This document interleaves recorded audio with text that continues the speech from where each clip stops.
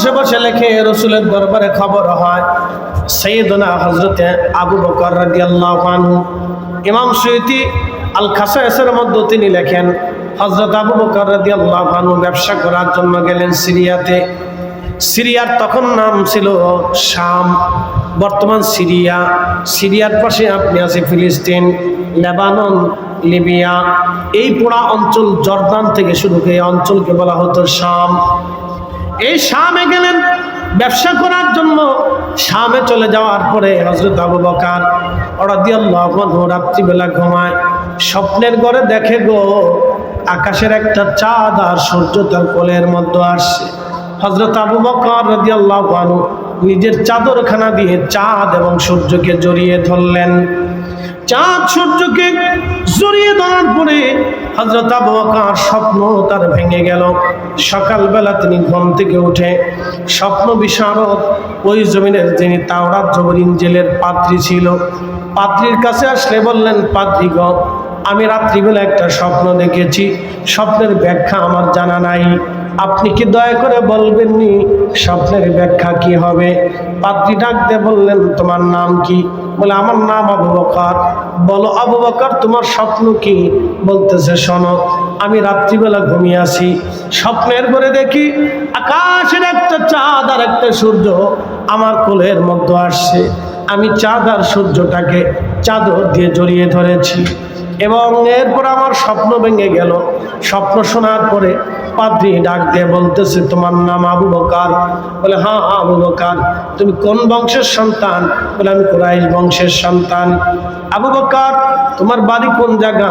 বলে, আমার নাম মক্কা, আমার বাড়ি মক্কাতুল মুকাররমাতে। বলে, আবু বকর রে, শুনে রাখো, তোমাদের ওই মক্কাতে একজন নবী আসবে, তার নাম হবে মুহাম্মদ, বাবার নাম হবে আব্দুল্লাহ, মায়ের নাম হবে আমেনা। আরে আবু বকর, আমার তাওরাতে জবুরে ইনজিল, তাওরাতে জবুরে ইনজিলের বিধান অনুযায়ী, দিক নির্দেশনা অনুযায়ী আবু বকর ওই নবী হবে শেষ নবী, ওই নবীর পরে আর কোন নবী দুনিয়াতে আসবে না। আবু বকর শুনে রাখো, তামাম আরব ভূমি তার উম্মতের দখলে থাকবে।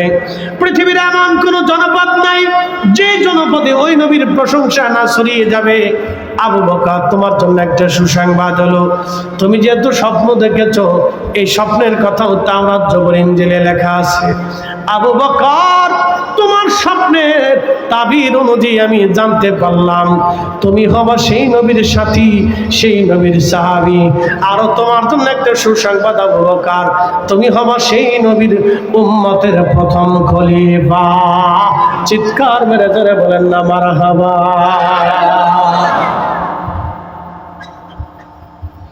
তো দীর্ঘদিন আবু বকর সিদ্দিক রাদিয়াল্লাহু আনহু স্বপ্নটাকে গোপন রাখলেন। কোরআন নাযিল হল হেরা পর্বতে জবলে নূরে। কোরআন নাযিল হওয়ার পরে প্রিয় নবী দাওয়াত দিতে লাগলেন। আবু বকরও দাওয়াত পেয়ে গেলেন, হেঁটে হেঁটে নবীজির বাড়ি গেলেন, সালাম দিলেন। আল্লাহর নবী মুস্কি হাসি দিয়ে বললেন, আবু বকর আসো। আবু বকর বললেন, হুজুর, আপনি তো আমার সাথী ছিলেন, খেলার সাথী, চলার সাথী, কাজের সাথী, আমিও আপনার সাথে ছিলাম। হুজুর, আপনি যে নবী, প্রমাণ স্বরূপ আপনি আমাকে একটা মুজিজা দেখায় দেন। আপনি যে নবী, একটা মুজিজা দেখান আমাকে। প্রিয় নবী মুস্কি হাসি দিয়ে বলেন, আবু বকর, তুমি সিরিয়াতে ব্যবসা করতে গিয়েছিলা, ব্যবসা করার সময় তুমি রাত্রিবেলা ঘুমাইছিলে, স্বপ্নে একটা চাঁদ আর সূর্য এসে তোমার কোলের মধ্যে ধরা দিয়েছিল, চাদর দিয়ে জড়িয়ে ধরেছিল। সকালবেলা পাদ্রীর কাছে যে স্বপ্নের তাবির নিয়েছিলাম। আবু বকর, তাবিরের ব্যাপারে পাদ্রী আমার কথা তোমার কথা তো বলেই দিয়েছে। আবু বকর, এরপরও কি তুমি মুজিজা দেখতে চাও? আবু বকর ডাক দে বলে, হুজুর, স্বপ্নের কথাও আপনার খবর আছে, আর দেরি না, আপনার জবানে মিলে পড়ে গেল লা ইলাহা ইল্লাল্লাহু মুহাম্মাদুর রাসূলুল্লাহ সাল্লাল্লাহু আলাইহি ওয়াসাল্লাম। উম্মত কি স্বপ্ন দেখে নবীর দরবারে খবর হয়? উম্মত নবীর শানে কি লেখে দরবারে মুস্তাফাতে তার খবর হয়? উম্মত কি লেখে দরবারে মুস্তাফাতে তার খবর হয়? উম্মত কি বলে দরবারে মুস্তাফাতে তার খবর হয়? একবার জোরে বলা যাবে কি মারহাবা? শুধু তাই নয়, আজকের মাহফিলটাও দরবারে মুস্তাফাতে খবর হয়ে যায়। কে বিশ্বাস হয় না? কি আসতে বলেন, জোরে বলেন না, ভয় পাচ্ছেন আপনারা? বিশ্বাস হয় না? কি বিশ্বাস হয় না? এই জন্য অজু ছাড়া দুরূদ হয় না। মাসলা মনে রাখবেন, অজু ছাড়া কি হয় না? এই কথা মনে রাখবেন, অজু ছাড়া দুরূদ হয় না। বলে কারণ কি? অজু ছাড়া কেন দুরূদ হবে না? অজু ছাড়া এই জন্য দুরূদ হয় না, মনে রাখবেন, যখন আপনি দুরূদ পড়বেন তখন আপনার সম্পর্ক আর এখানে থাকে না, ওই সম্পর্কটা সরাসরি মদিনাওয়ালার সাথে কানেকশন লেগে যায়। আপনার এই দুরূদ শরীফ মদিনায় পৌঁছাইতে 1 সেকেন্ডও সময় নেয় না। আপনার নাম, আপনার বাবার নাম, আপনার ঠিকানা, আপনার দুরূদ আল্লাহ রসুলের দরবারে পৌঁছাইতে 1 সেকেন্ডও সময় নেয় না। এই জন্য অজু ছাড়া দুরূদ হয় না, অজু ছাড়া দুরূদ পড়া যায় না। একসাথে বলবেন না মারহাবা? মনে রেখেন, বিশ্ববিখ্যাত মুহাদ্দিস শাহ ওয়ালিউল্লাহ মুহাদ্দিস দেহলভী, তিনার কিতাব আদ-দুররুস সামিনের ভিতরে তিনি লেখেন, ওনার আব্বাজান ছিল আরেক বড় মুহাদ্দিস, তার নাম হযরত মাওলানা আব্দুর রহিম মুহাদ্দিস দেহলভী রহমাতুল্লাহ। প্রত্যেক বছরে বাড়িতে মিলাদুন নবীর মাহফিল দিতেন। কে সুবহানাল্লাহ? কি বাড়ি যাইয়া? আরো জোরে না, একসাথে বলেন তো আল্লাহু আকবার। এই মুহাদ্দিস পরিবারের মতো পরিবার ইমাম মাহদী আলাইহিস সালামের আসার আগ পর্যন্ত কোনো মার জন্ম দিতে পারবে না।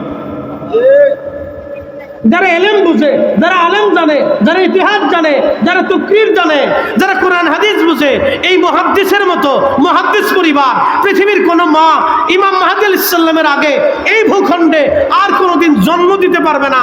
তিনি মাওলানা আব্দুর রহিম মুহাদ্দিস দেহলভী, তিনার সন্তান হযরত শাহ ওয়ালিউল্লাহ মুহাদ্দিস দেহলভী, তিনার সন্তান শাহ আব্দুল আজিজ মুহাদ্দিস দেহলভী, তার সন্তান মুহাদ্দিস, তার সন্তান মুহাদ্দিস, তার সন্তান মুহাদ্দিস, পুরা পরিবার মুহাদ্দিস, লাতিনাত কুররা মুহাদ্দিস এবং তার পূর্বপুরুষরা মুহাদ্দিস। একসাথে বলবেন না মারহাবা? কোন মা এই পরিবার আর জন্ম দিতে পারবে না, বুঝে যান। এই উপমহাদেশের শ্রেষ্ঠ মুহাদ্দিস পরিবার, তারা মিলাদুর মাহফিল প্রত্যেক রবিউল আউয়াল মাসে পালন করে বাড়িতে বাড়িতে। একসাথে বলেন না মারহাবা? কোন জায়গা? বাড়িতে। জোরে বলেন কোন জায়গা? জোরে বলেন কোন জায়গা? উনি এসে বন্ধ করার টেন্ডারবাজি দিয়া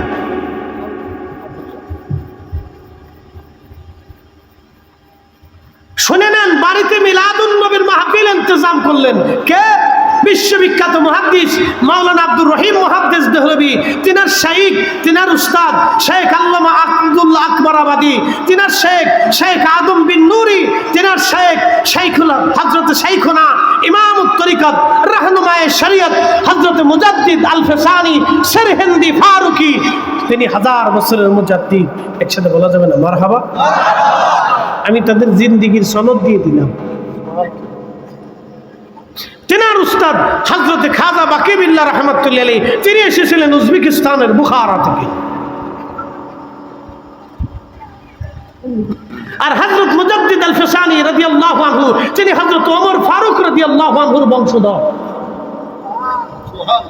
একসাথে বলবেন না মারহাবা? হযরত মাওলানা আব্দুর রহিম মুহাদ্দিস দেহলভী রাহমাতুল্লাহি আলাইহি প্রত্যেক বছরে বাড়িতে মিলাদুন নবীর মাহফিল দিতেন। গরুর গোশত, গরু জবাই দিয়ে রান্না করে ভুনা করে খাওয়াইতেন। চমৎকার মেহমানদারি হতো। শাহ ওয়ালিউল্লাহ মুহাদ্দিস দেহলভী রাহমাতুল্লাহি আলাইহি বলেন, আমার আব্বা জান প্রত্যেক বছরে রবিউল আউয়াল মাসে পবিত্র মিলাদুন নবীর মাহফিল দিতেন। এক বছর আমাদের বাড়িতে দারুণ অভাব এসে গেল, দুর্ভিক্ষের কারণে ফসল ভালো হয় নাই। তেমন কিছুই নাই। আব্বাজানের হাতে কোনো পয়সা কড়ি ছিল না। আব্বাজান চিন্তায় পড়ে গেলেন কি করা যাবে। ওই বছর আর গরুর গোশত রান্না করতে পারেন নাই। তাবারুক হিসেবে ছোলার চনা বুট দিয়ে আমার আব্বাজান চমৎকার করে তাবারুক রান্না করে পবিত্র মিলাদুন নবীর মাহফিল আদায় করলেন।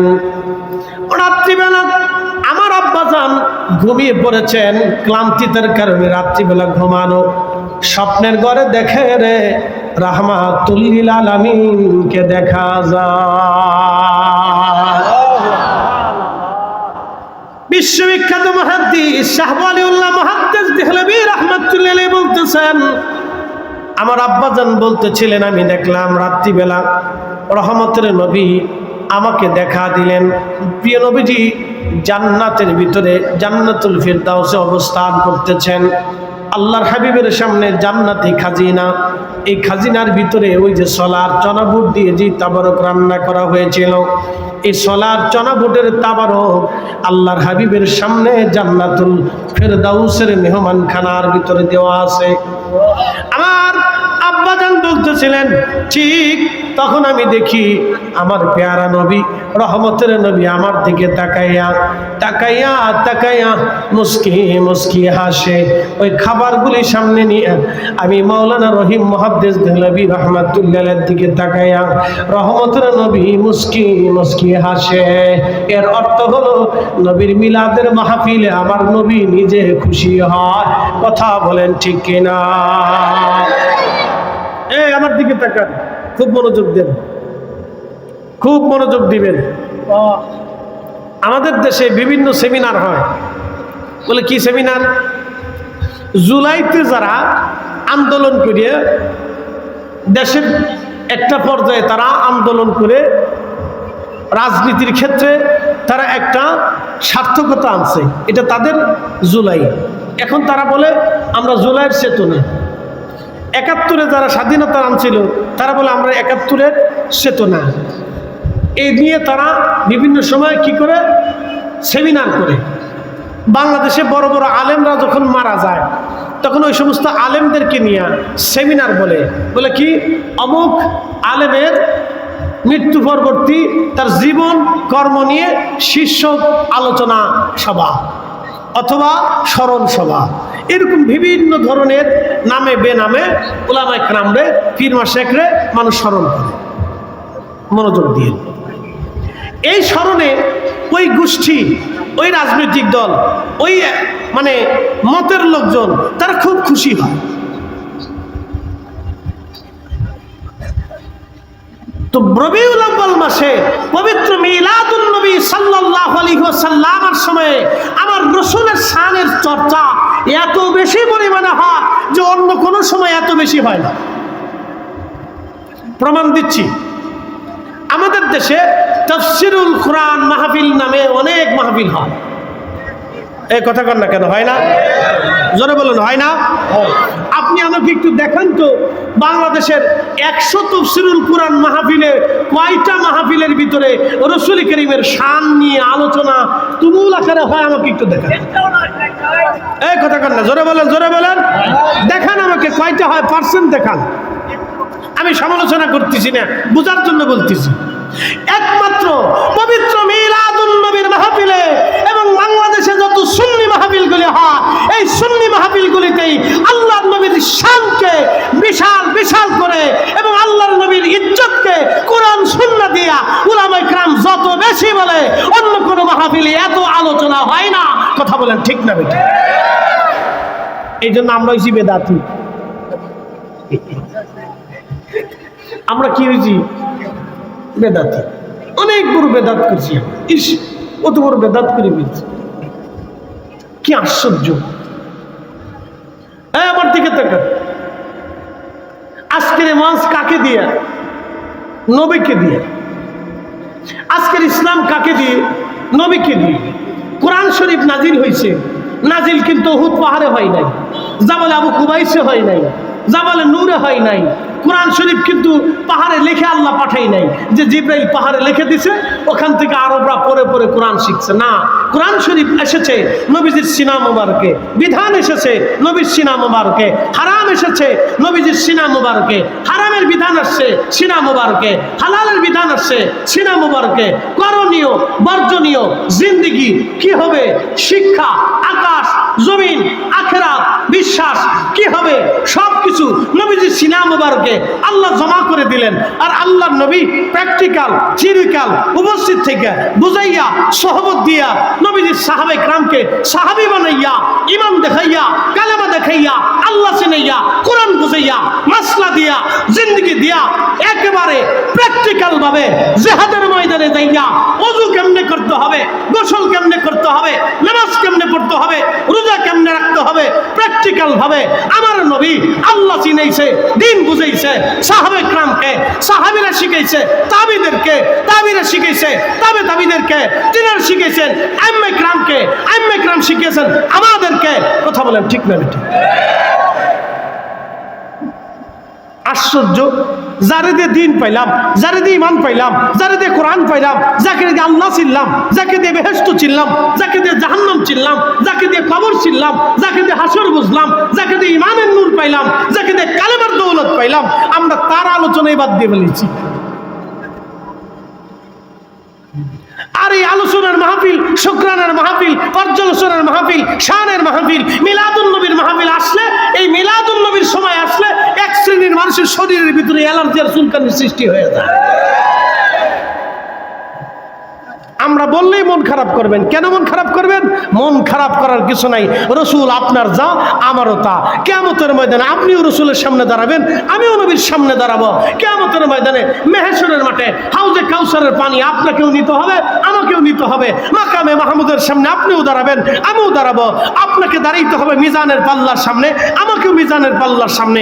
ওইখানেও নবী যদি দাঁড়ান আপনি হাউজে কাউসারে, ওইখানেও নবী যদি দাঁড়ান আরশে মুআল্লার সামনে, ওইখানেও নবী যদি দাঁড়ান আপনি ওই ফুলসিরাতের ঘাটে, এইখানেও নবী যদি আপনি দাঁড়ান ডান হাতে বাম হাতে আমল নামার স্থানে, এইখানেও নবী। নবী নাই কোথায়? জান্নাতে যাবেন, ওইখানে নবী। হাউজে যাবেন, এইখানে নবী। মেহেশরে দাঁড়াবেন, ওইখানে নবী। শুরু হবে কবরে, কবরে চলে যাবেন, এইখানেও নবী। মার রাব্বুকা ওয়া মা দীনুকা মা কুনতা তাকুলু ফি হাক্কি হাদার রাজুল। তিনটা প্রশ্নের একটা প্রশ্ন নবীকে নিয়া, নবীকে নিয়া। কবরেও নবী, হাসরে নবী, মিজানে নবী, ফুলসিরাতে নবী, জান্নাতে নবী। নবী নাই কোন জায়গা? দুনিয়াতেও নবী, আমাদের মরার সময় কালেমায়ে নবী। কথা বল না ঠিক কেন? নবী নাই কোথায়? এই জন্য রসুলের শানের আলোচনা যত বেশি হবে, মুসলমানের ইমানের নূর তত বেশি বাড়বে, তত বেশি হবে। আচ্ছা বলেন তো, মিলাদুন নবীর মাহফিল একটা বন্ধ করলে লাভ কার? কে আসতে বলেন কেন? ডরায় ডরায় বলেননি, একসাথে বলেন লাভ কার? জোরে বলেন না, না আরো জোরে বলেন। বৃষ্টির দিনে কেউ মাহফিল করে? পাগল ছাড়া এই দিনে কেউ মাহফিল করে? এই দিনে মাহফিলের কোনো গ্যারান্টি আছে? যে কোনো সময় বৃষ্টি আসতে পারে। তারপরে এরা কার উপরে ভরসা করছে? না একসাথে বলেন, আল্লাহর কোনো সামিয়ানা নাই। আল্লাহর আকাশ হয়েছে সামিয়ানা, মাথার উপর দিয়ে মেয়ে ঘুরে যাইতেছে। আল্লাহ ইচ্ছা করলে এখনো দিতে পারে। কি কথা কর না কেন? এখন যদি বৃষ্টি আছে মাহফিল শেষ, কবে তো জানে মাহফিল শেষ। আর আমি শুধু ঢাকার থেকে শত শত মাইল পথ অতিক্রম করে যানজট ঠেলে আর যে লক্কর ঝক্কর রাস্তা হয়েছে, এটা তো কই লাভ নাই। ঢাকার থেকে সিলেট পর্যন্ত লক্কর জক্কর, কুকুর লক্কর, কুকুর লক্কর, জক্কর জক্কর, জক্কর জক্কর। মনে হয় বাংলাদেশ সরকার মরে গেছে, এটা কবর দিয়ে রেখে শুয়েছে। বাংলাদেশ সরকারের যে এলজিপি না এলজিডি কিনতে কোনটা বলে? এলজিডি, সড়ক পরিবহন মন্ত্রণালয়। এটার মনে হয় যিনি এই কি সচিব আছেন, এদের এই সড়ক পরিবহনে যারা চাকরি বাকরি করে, মনে হয় এরা দুনিয়াতে নাই। কি কথা কর না কেন? মনে হয় এরা দুনিয়াতে নাই। দুনিয়াতে থাকলে তো সিলেটের এত বড় রাস্তা, 250 কিলোমিটার রাস্তা এরকম থাকতে পারে না। কথা কর না কেন? 250 250 কিলোমিটার রাস্তা মিনিমাম ঢাকা থেকে একটা সিলেট পর্যন্ত, একটা দামি বিভাগ, বাংলাদেশের বিরাট বড় অর্থনৈতিক একটা অঞ্চল, বাংলা ঢাকা শহর থেকে নারায়ণগঞ্জ থেকে সিলেট ওঠে নরসিংদী পার দিয়ে ভৈরব হয়ে ব্রাহ্মণবাড়িয়া দিয়ে আপনি হবিগঞ্জ পার হইয়া এরপরে মৌলভীবাজার পার হইয়া সিলেট পর্যন্ত বাংলাদেশের হাজার হাজার বিলিয়ন ট্রিলিয়ন কোটি টাকার অর্থনৈতিক একটা অঞ্চল। সিলেটে ঢুকলে হাজার হাজার লক্ষ লক্ষ লন্ডনই বাংলাদেশে রেমিটেন্স পাঠায় এবং বিদেশি রেমিটেন্স পাঠায়। আপনি নরসিংদী থেকে শুরু করে ব্রাহ্মণবাড়ি অঞ্চলের হাজার হাজার লক্ষ লক্ষ মানুষ বিদেশ থেকে রেমিটেন্স পাঠায়। এদেশের ভূমির নিচ থেকে গ্যাসের সম্পদ, এই গ্যাস থেকে সরকার হাজার হাজার কোটি কোটি টাকার অর্থ সঞ্চার করে, কিন্তু রাস্তা কি লুকুর ঝুকুর লুকুর ঝুকুর লুকুর ঝুকুর। আপনাদের সিলেটারি অঞ্চলের মানুষের দোষ আছে, একদিন রাস্তাই নাই না, সোজা করে বাটাম সালাম দিয়ে সোজা করে দিয়ে দেন যে আমার দেশের রাস্তা তৈরি না করা পর্যন্ত একবার সব বন্ধ হয়ে যাবে, দিয়ে দেন 2 দিন বন্ধ করে রাখেন, দেখবেন রাস্তা 14 গোষ্ঠী করে দিয়ে তারপরে বাড়ি যাবে। কথা খারাপ কইছি আমি? বাংলাদেশের অর্থনীতির বিরাট একটা সাপোর্ট সিলেট বিভাগ থেকে আছে। আর এই দেশের রাস্তার কি লক্কর ঝক্কর, ভ্যান গাড়ি চলতে গেলে একটা অসুস্থ মানুষ ঢাকা পর্যন্ত নিতে নিতে সে মরে যাবে, তার অবস্থা শেষ।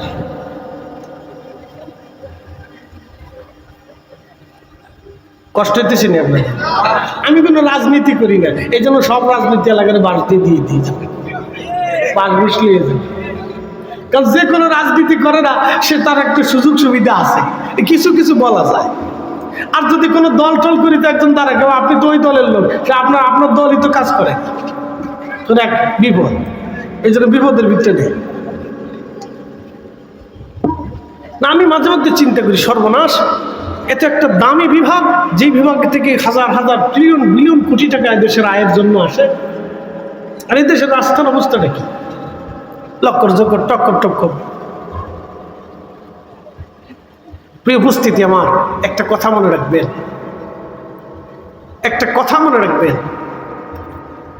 জমিন আল্লাহর সৃষ্টি, আল্লাহর প্রত্যেকটা সৃষ্টি পুঙ্খানুপুঙ্খরূপে আল্লাহর হুকুমে সুভাবে নিয়ন্ত্রিত হয়। আপনার চোখের পাতাটা কখন নড়বে তাও লৌহে মাহফুজের ভিতরে লেখা আছে। আসতে হয়ে গেল না? সুবহানাল্লাহ। আপনি কি পান করবেন, কখন খাবেন, তাও রব্বে কারীমের দরবারে লিখিত আছে।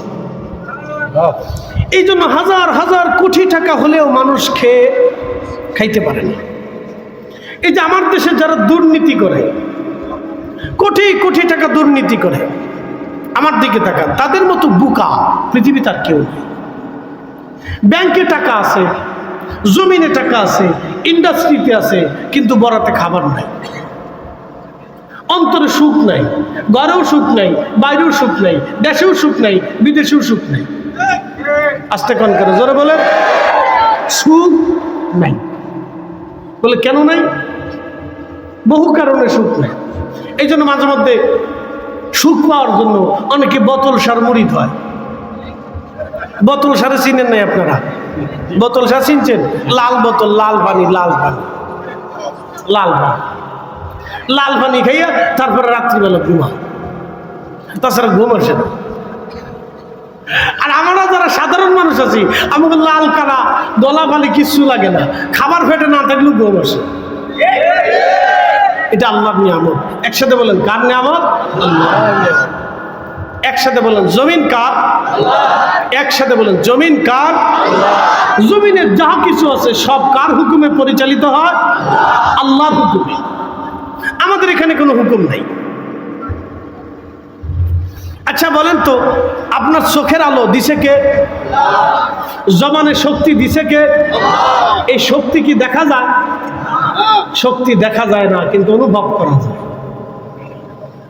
এই শক্তি নিয়ে যাবে কে? আমার জীবনে রিজিক বরাদ্দ করে কে?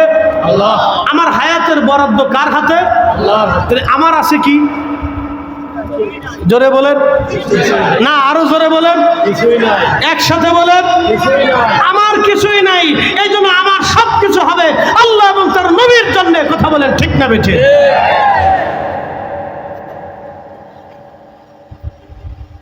প্রিয় উপস্থিতি হাজিরিন, খুবই মনোযোগ মনোযোগের সাথে কথাগুলি শুনবেন।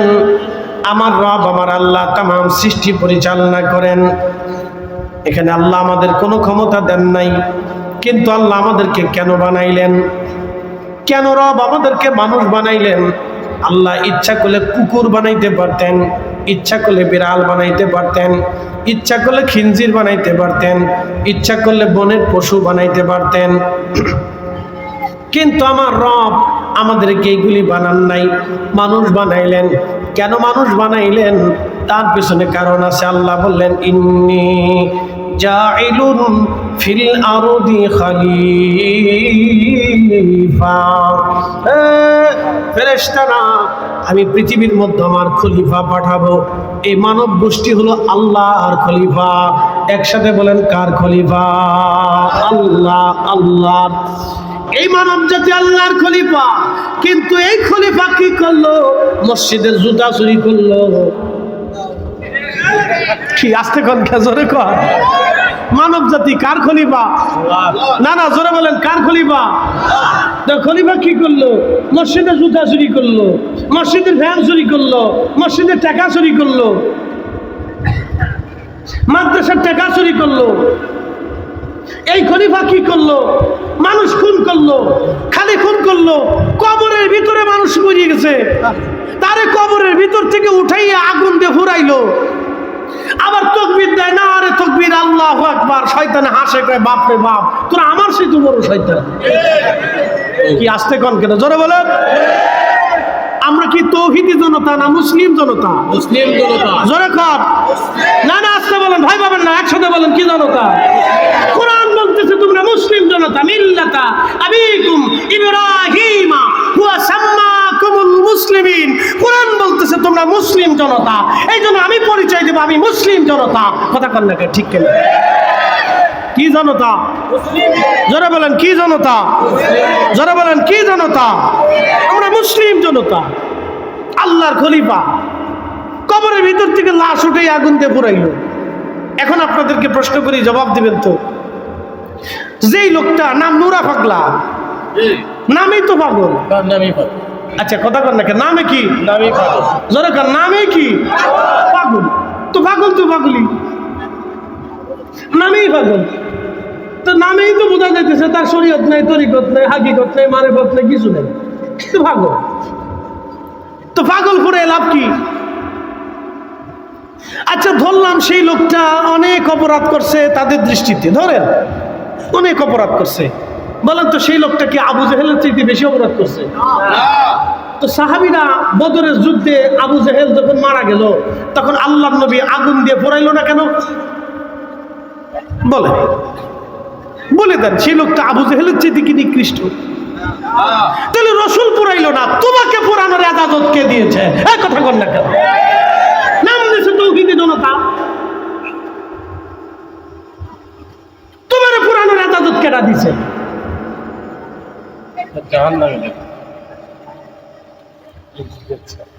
আবু জাহেল, আবু লাহাব, উতবা, শাইবা, মুগীরার মতো কাফির বদরের যুদ্ধে মারা গেল। কোন সাহাবী তাদের গায়ে আগুন দেয় নাই। সাহাবীরা কত যুদ্ধ করলো পৃথিবীতে।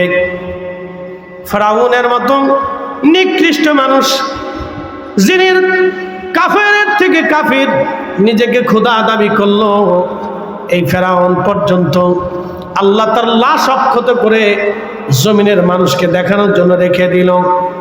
এই লাশ শত শত হাজার হাজার বছর ধরে পৃথিবীতে টিকে আছে, এখনো টিকে আছে। মিশরের এত বড় বড় আলেম, আল্লাহু আকবার, মিশরের আল আজহার বিশ্ববিদ্যালয়ের আলেমের এত বড় বড় আলেম, এত বছর ধরে ধরে বড় বড় আলেমরা চলে গেল, কোন আলেম ফেরাউনের লাশ পোড়াইল না। তো নূরে পাগলা তো আর ফেরাউনের চাইতে বড় কাফের না, আবু জাহেলের চাইতে তো বড় কাফের না। উতবা, শাইবা, মুগীরা, আবু লাহাব, আল্লাহ কোরআনে নাজিল করলেন, তাব্বাত ইয়াদা আবি লাহাবি ওয়া তাব্বা মা আগনা আনহু মালুহু ওয়া মা কাসাব। আবু লাহাবের নামে রব্বুল আলামিন কোরআন আয়াত নাজিল করলেন। আবু লাহাবের বিরুদ্ধে সে মারা গেল, কোন সাহাবী তার কবর থেকে লাশ উঠাইয়া হাড়গোড় উঠাইয়া আগুন দিয়ে পোড়াইল না। একজন নুরা পাগলার মতো একজন পাগল আমি জানি, সে শরীয়তের মধ্যে ছিল না, সে শরীয়ত জানতো না, অথবা সে শরীয়ত মানতো না, সে মারা গেছে। তার কবর তারা একবারে কাবা শরীফের মতো বানাইছে। এই কবর ভেঙে ফেলে দেওয়া উচিত ছিল, তার দরবার ভেঙে দেওয়া ঠিক ছিল, কিন্তু তার কবর থেকে উঠাইয়া আগুন দিয়ে পোড়ানো তোমাদের জন্য এটা নবীর আদর্শের বাহিরে চলে গেল। তোমরা আল্লাহর সিদ্ধান্ত বাদ দিয়া নিজেরা সিদ্ধান্ত নিয়েছ। অতএব এইগুলি হলো নিকৃষ্ট খারিজিদের কাজ। কথা বলেন ঠিক কিনা? খারিজিদের কাজ কে শিখেছে? এই চেতনা, এই চিন্তা যদি এইভাবে যদি চলে, তো আগামীর ইসলাম বাংলাদেশের মধ্যে হুমকির সম্মুখীন। বলে হুজুর কারণ কি? সারা পৃথিবীতে মেসেজ যাবে বাংলাদেশে উগ্র জনতা, তৌহিদি উগ্র জনতারা টুপি মাথায় দিয়া মানুষের কবর থেকে উঠাইয়া কবরের মানুষের লাশ পুরাইয়া তারা তাকবীর দেয়, তারা উগ্র জনতা বাংলাদেশে উগ্রবাদীর স্থান হয়ে গেছে। এটা আমাদের জন্য আগামী দিনের ভবিষ্যৎ অন্ধকার। ভবিষ্যৎ অন্ধকার, আপনি জানেন না ভবিষ্যৎ অন্ধকারে দেশের যদি এইভাবে চলে। এক্ষুনি এর লাগাম টেনে ধরতে হবে, এক্ষুনি এর লাগাম টেনে ধরতে হবে। এখনো যদি এর লাগাম টেনে ধরা না হয়, তাহলে আগামীর বাংলাদেশ অন্ধকারে নিমজ্জিত হবে। সারা পৃথিবী থেকে আমাদের দেশের উপর আক্রোশ আসবে। এদেশের প্রায় 2 কোটি মানুষ প্রবাসে থাকে, বিদেশে থাকে। 2 কোটি মানুষ, 2 কোটি, 2 কোটি মানুষ। এদেশের নিজস্ব অর্থনীতি দিয়ে দেশ চলে না, এদেশের নিজস্ব কোনো অর্থনীতি নেই। এদেশ বিশ্ব ব্যাংকের সাথে জড়িত, ওয়ার্ল্ড বিজনেসের সাথে দেশ জড়িত। এদেশের লক্ষ লক্ষ গার্মেন্টস শ্রমিকরা কাজ করে। বিদেশি ভাইয়ার এদেশে আসে, তারা আমাদের দেশের সাথে ব্যবসা করে। এই নেগেটিভ চিন্তা যদি তাদের মগজের ভিতরে ঢুকে, সারা ওয়ার্ল্ড ব্যাপী এগুলি যদি চলতে থাকে, তো আগামীর বাংলাদেশ অন্ধকারে নিমজ্জিত হবে। এক্ষুনি লাগাম টেনে ধরতে হবে। গুটি কয়েক এই নাম বাস্তে তৌহিদি জনতার জন্য আমার দেশের লক্ষ কোটি কোটি মুসলমানের কষ্ট হতে পারে না। কথা বলেন ঠিক না বেঠিক? এটা শাহজালালের জমিন, শাহপরানের জমিন, শাহ আমানতের জমিন, বদর শাহলিয়ার জমিন, 300 আউলিয়ার জমিন, 12 আউলিয়ার জমিন, তাতার শাহ জমিন, এটা কমরউদ্দিন রুমির জমিন, খান জাহান আলীর জমিন, এটা আল্লাহর ওলিদের জমিন, উলামা ইকরামের জমিন, আউলিয়া ইকরামের জমিন। কথা বলেন ঠিক না বেঠিক? 1450 বছরের ইতিহাসে এদেশে এগুলি কেউ করে। 2 দিন পর পর রাজনৈতিক অস্থিরতা, এই অস্থিরতা, সেই অস্থিরতা, মারামারি, কাটাকাটি, খুনোখুনি, হানাহানি, দাবড়াদাবড়ি, ফানাফানি, এগুলি যদি এখনই বন্ধ না হয়, তাহলে আগামীর বাংলাদেশ অন্ধকারে নিমজ্জিত হবে। আমার দেশের লক্ষ লক্ষ ছেলেরা বেকার, আমার দেশের লক্ষ লক্ষ মেয়েরা বেকার, আমার দেশের লক্ষ লক্ষ ছেলেরা বেকার। বাপের হোটেলে খায়, বাপের হোটেলে খায়, বাবা খায়, গাঁজা খায়। কি কথা কন নাকি? এই আসতে কন কেন? ডরায় ডরায় বলেন। তো এইভাবে যদি চলতে থাকে, তো আগামীর দেশ অন্ধকার।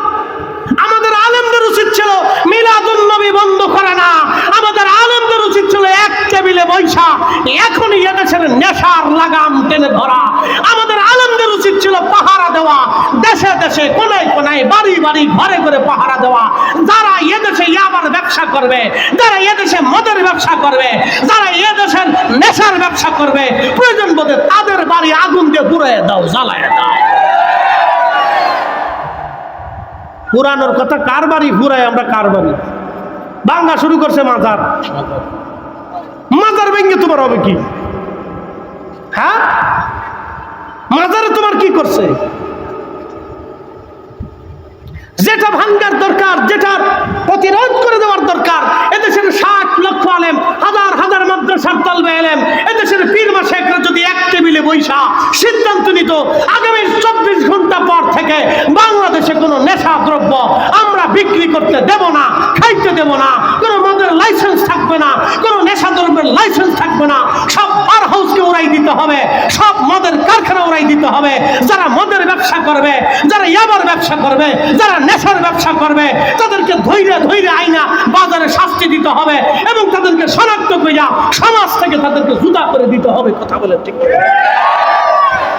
আল্লাহ কসম করে বলি, এদেশের লক্ষ লক্ষ যুবক বেঁচে যাইত। আমরা তা না করে কি করি? একদল জশ্নে জুলুস করতেছে, আর একদল ইটপাটকেল মারতেছে। তোমার কোরআন হাদিস শিখেছি কি আল্লাহ এটার জন্য নাকি? এগুলোর জন্য তো আলেম না। আলেমদের যে কাজ ছিল সেই কাজ আলেমরা না কইরা কাজ করতেছে উল্টাটা।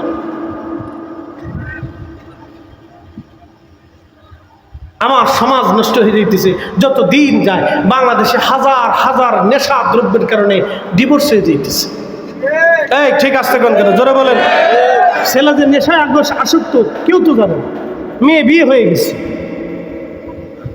হয়ে গেছে, আপনার বোন, আপনার মেয়ে, আপনার সন্তান, বলেন তো আপনার বোনটা বিয়ে দিয়ে দিলেন ভালো একটা ছেলে দেখে, পরে দেখতেছেন ছেলে নেশা করে। একটা নেশাখোর ছেলের তো কোনো চরিত্র নাই, তার তো কোনো সেন্স নাই, কখন কি করে সে নিজেও জানে। আপনার বোন অসুস্থ হয়ে পড়তেছে, আপনার মেয়ে বিপদগ্রস্ত হচ্ছে, আপনার ভাতিজি ভাগ্নি বিপদগ্রস্ত হচ্ছে। এক্ষুনি সময় এই নেশার লাগাম টেনে ধরা বাংলাদেশের সব আলেমের উচিত ছিল এক টেবিলে বসা, কিন্তু এখন আমরা বসতে পারি নাই। যদি বসতে না পারি তাহলে আগামীর দিন আমাদের জন্য অন্ধকার। যেটা করার দরকার ছিল সেটার খবর নাই, খালি উল্টে নিয়ে আসছে।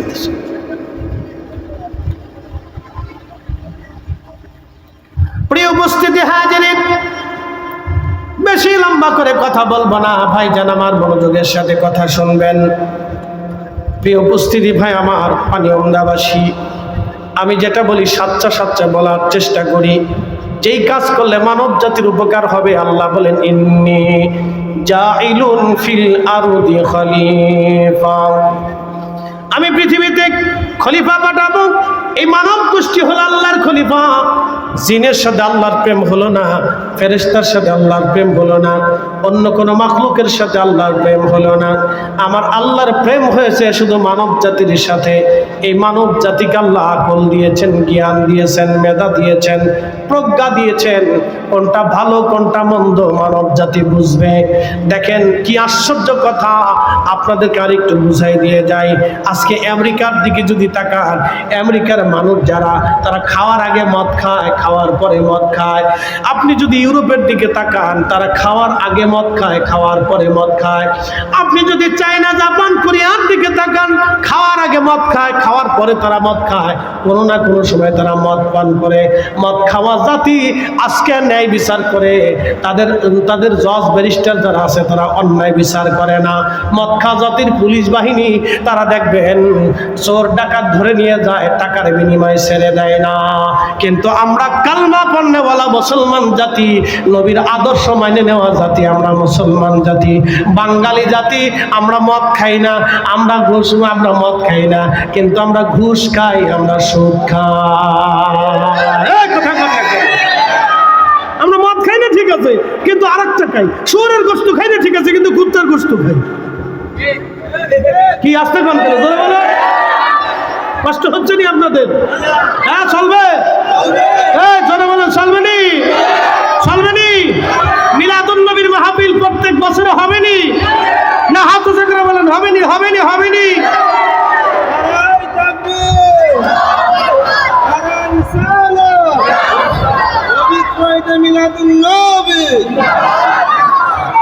খুব মনোযোগ দিবেন।